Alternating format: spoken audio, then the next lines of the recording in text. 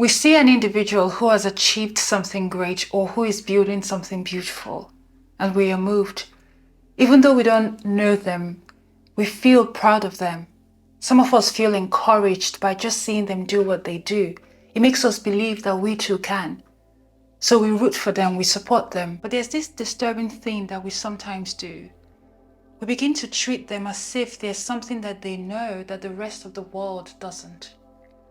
We latch onto everything they do. We dissect and analyze their actions, their words, and even when they are regurgitated and unoriginal, we elevate.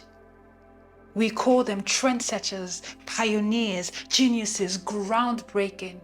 We create this narrative in our heads, sometimes lapping up the origin story carefully crafted by their very hardworking and talented PR teams. And we begin to turn mediocrity into genius, mud into gold. We now feel like we know them. We feel entitled to their lives. We demand that they share. And when they do, we pay them in attention. And attention is the biggest currency in our era. So they get bigger and their legend grows. And some of them get sick and tired of keeping up the facade, so they drop it. And depending on what they say or how they say it, sometimes we support them. Other times we shame them. They are no longer relatable. They've switched up and are not the person we used to know. They've forgotten their roots. But the thing is, you never knew them. And I can only imagine how lonely and painful it is to live under such scrutiny. To have people strip away your humanity, crowning you God, Master, and heaven forbid you make mistakes or fall short, as all humans do. You are judged and held up to this divine standard, because how dare you not live up to your God status? How dare you? How dare you not fulfill this image that I have of you? Then there's this group who stick with it, who begin to believe the hype, that they are in fact the greatest, the GOAT. The few amongst men who have direct access to the divine. And with the limitations of the human condition, they begin to abuse, they pillage, hurt, kill, squander, steal, destroy. And they get away with it because how can man punish God?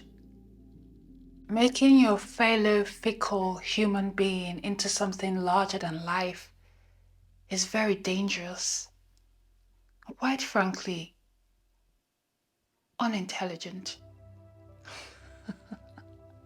You can admire and support and be encouraged by someone without idolizing them. When you're introduced to a person through their gift or their craft, don't make the mistake of thinking that you know their spirit. You simply don't. Even the most precious gifts can be attached to or controlled by awful forces. Unless you know someone, you don't know them. And it's crazy that we'll pick our friends carefully, at least most of us do.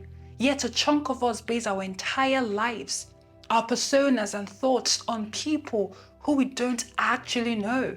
We're just imbued by celebrity, by legend. Meanwhile, 80% of the time, the only thing separating you and your favorite public figure is opportunity. I'm leaving 20% for talent and hard work. People are people. No matter the gift, status, following, genius, anointing, calling, platform, we begin to lose balance when we forget. We create monsters, we hurt people. Every single human being is a unique expression of the divine. No one is greater than the other.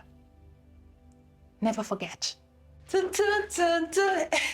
Ade solo, ade